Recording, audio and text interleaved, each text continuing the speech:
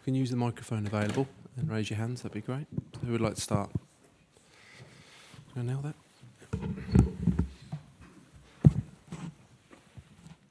Gareth, what was your take on that? Were you frustrated by what you saw, or what was missing? Well, we didn't start the game well, and I've been in football for 35 years, and if you don't start games well, it's really difficult to pick it up. So we needed, of course, to show better quality with the ball, but also we were a bit stretched without it and a little bit disjointed in our pressing at times. So we know not the level we would want to be at. We know not the level that we need to be at. But equally, this group of players have been exceptional, and I'm not going to start getting into their ribs too much about a performance like tonight. It's we made a few changes. We didn't hit the levels we'd like to have, but they managed to win the game, and not in the style we'd have liked for the supporters. But in the end, we've won comfortably, as we should. Scored a lovely second goal, and I think there were some individual performances that were very positive. I thought Trent was very, very good. Him and Phil in the first half were the two that looked like opening things up, and thought Mark Gurr, he had a very mature performance again. He's really growing as an international footballer.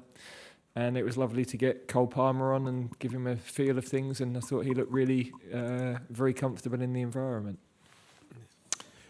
Hi, Gareth. Following on from those comments, you talk about, earlier you said that you didn't extend yourselves, not at that level.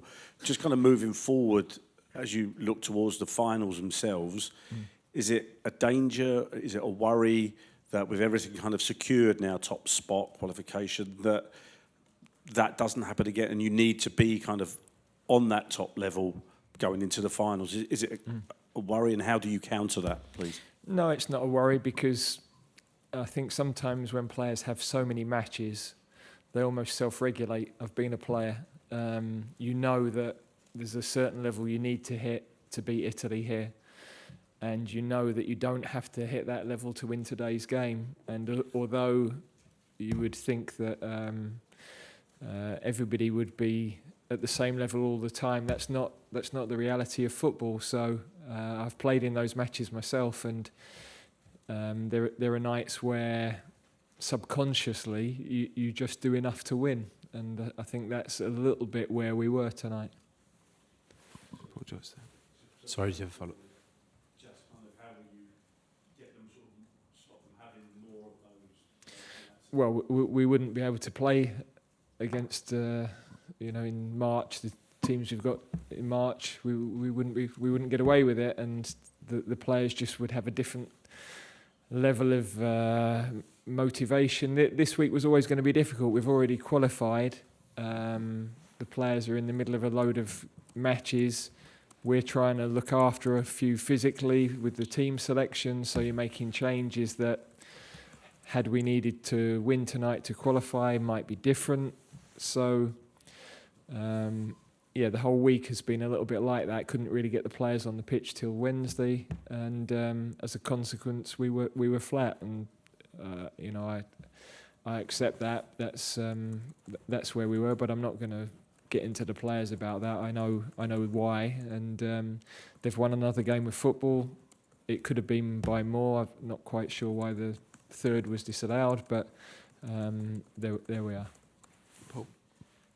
Gareth, was Conor Gallagher taken off with an injury, or? No, I just wanted to change the shape a little bit. Fick was on a yellow. Wanted to get Phil in as a 10 a little bit more. I was very happy with how Phil was playing from that side, but I thought Bukayo could do that role as well. And we weren't really able to link down that left, and we were hoping Phil might drift out there a little bit to be able to give Marcus a release pass, and also to be able to open that side of the pitch up a little bit. And the atmosphere in Macedonia will be different to what you've had in home matches. Are you tempted to look at certain players in that atmosphere purely to see how they cope in a different environment? Or? Well, a lot of our decision making is physical as much as anything at the moment. So yeah, it's a strange thing. Probably if you've still got to qualify, there's a different focus on the games, and everybody's happy understands their players have got to play, and you're not subconsciously thinking about should we be pushing players out for another game. So yeah, we need to look at where we are after this game in terms of any knocks and bumps. We've got some fresh players to come in. We want to get the balance of the team right, and then assess whether there are certain things we want to see and learn from Monday night's game as well.